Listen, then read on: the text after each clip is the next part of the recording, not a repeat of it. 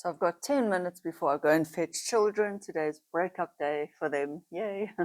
So the Easter holidays are starting and they're happy. And I just thought I'd chat before I go. I've got, literally 10 minutes before I leave.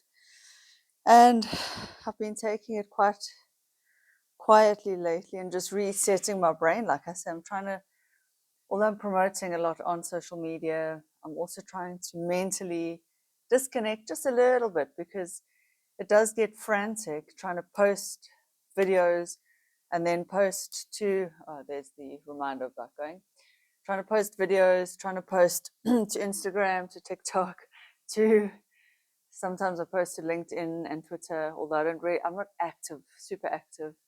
Now I've just restarted up on Facebook again. So yeah, it's actually being a YouTuber is probably not good for one's mental health. I'm doing it because it allows me freedom and flexibility to be a mother. But I think if I were to advise anyone, I would say don't do YouTube.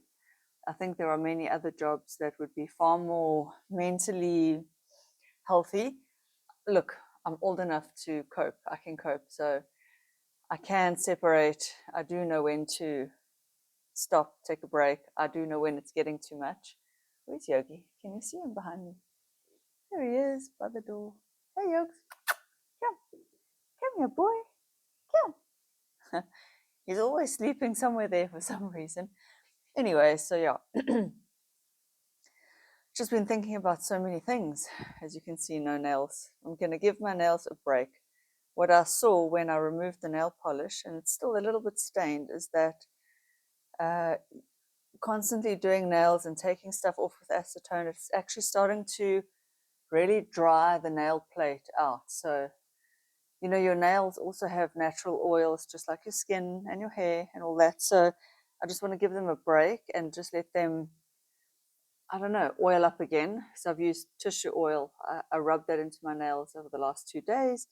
And then I remembered I haven't used tissue oil on my skin for ages. And when I was pregnant, I used to rub it on my pregnant belly all the time.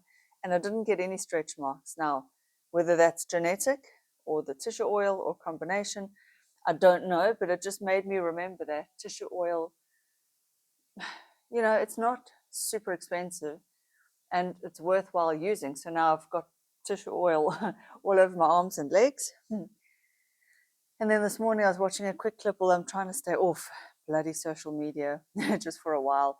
I watched a clip with Drew Barrymore and Kristen Stewart. She was the one in the vampire thing. Was it the werewolves, the vampires? I don't know. What was that one with James Patterson? Anyway, and you know how Drew Barrymore, number one, she sits way too close to her guests, but number two, she's got the quirkiest, cutest face that pulls slightly asymmetrical. And it just made me think I still want to make a video on asymmetry and the face because mine is asymmetrical. When you stare at yourself on camera all the time, you notice all these things. I've noticed all the time my asymmetrical lips, and I know that they don't pull well and they should actually do more like that, but it's just the way my face pulls. I know it's to do with this nostril that doesn't breathe so well, probably, I think. So whatever, and I think it's this eye or this eye. One of them is a bit smaller than the other. It's natural, it's normal.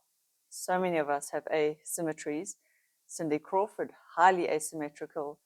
Tina Fey, if you look at her face, asymmetrical. So it's all fine. And the older I get, the more I don't mind. I'm starting to it is what it is. It's okay. So that's something I've been thinking about is how do I make a video? What do I say that's the right thing to say? I don't do I just say, hey, asymmetry is cool? maybe I should just say that. Like my cankle video that's done well enough. I will just always until the day I die have thick-ish ankles. And that's okay. It's okay. It's okay. It doesn't mean anything. And finally, like I've been saying, I'm entering that my F it era, my fuck it era, where it's okay. It's okay. And then lately, just got to keep a watch on the time so that I don't be late. And then lately I've just been indulging in eating and enjoying food, not overly, because obviously you don't want to feel stuffed and sick, but I have gained 2.5 to 3 kgs in the last, I would say 3 weeks, and that's fine. It's not a problem. But it's been nice to also, like, this is how I do. This is how I go. I lose it, and then I gain a little bit, and then I lose a little bit, and then I gain a little bit. And sometimes it's nice to, I wouldn't say restrict, but just not feel overstuffed and overfull all the time and just stop. And then other times it's nice to indulge and feel really full and just eat everything that, as the thought crosses your mind, just eat the damn food, and then you pull back again.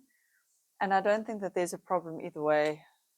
If you're normal and healthy, I mean, if you're diabetic or you've got some other medical issue, I can't speak to that, but it's just been, anyway, point is, it's been enjoyable lately. Like last night, the boys ordered McDonald's and I just had one burger, but I really love sauce, like mayonnaise and tomato sauce and cheese sauce and all the sauces, all of the sauces. I'm thinking of pasta. And so I loaded it with tomato sauce and mayonnaise and just enjoyed that. But when you load it with sauce, I mean, it adds a lot of calories. So I don't eat chips really. I don't like chips. So for me, that is my indulgence. And my partner is back up in Joburg. His poor dad's gone back in for a second operation. And I think that's also been weighing heavily on my mind. It's just, we're on this difficult emotional roller coaster. We're all in this space where it's not easy. It's not easy. I mean, obviously, his dad is facing his mortality right now.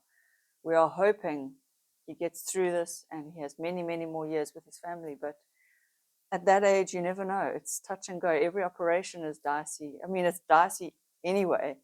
There's no guarantees in life anyway, and we know this. We all know this. But when you're faced with it, like bang, it's, yeah. So anyway, just to let you know, he had cancer cut out of his leg. He had most of his femur removed. The wound got infected, so they had to go back in and operate to clean out the wound. It's just been shame. So that's been a tough time. Obviously, the tough time is more so for my partner. It's his father.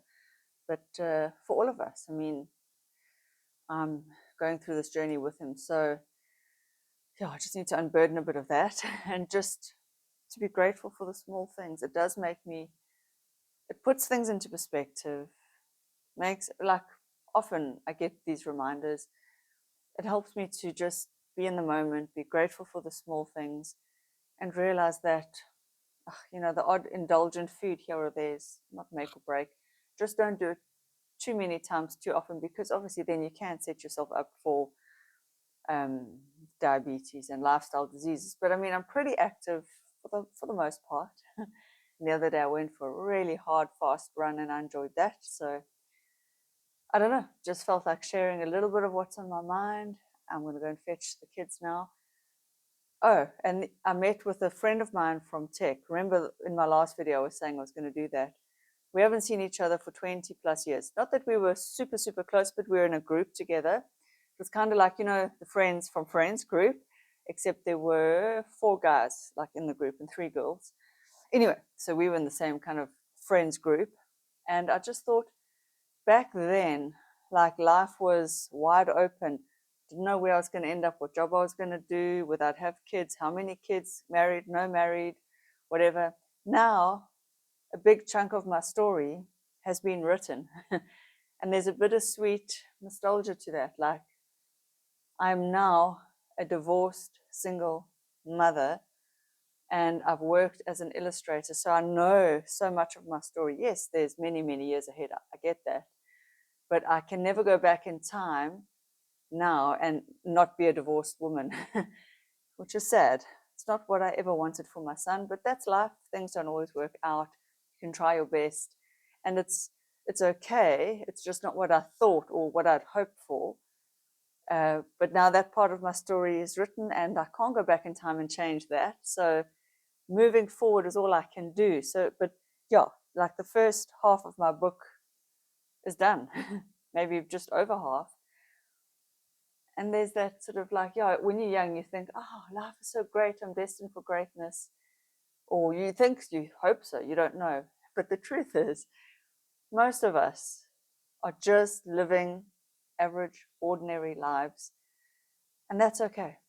That is okay. And even when you're in a position of quote unquote what someone else would think of as better, greater, more, I'm sure that that feels average and ordinary too. So, and life is always made up of the average, ordinary moments, even if you are a movie actress, the King of England, Prince Charles, whatever, I don't know, Brian Johnson, the billionaire. I'm sure his days feel very average and ordinary too, because we're all the same. Deep down inside, we're just human beings who have to wake up, eat breakfast, shit, shave, shower, and carry on with our days. I'll leave you with that thought. I'm going to go and fetch child number 1, come home, drop him off, and then fetch child number 2. See you guys later. Bye.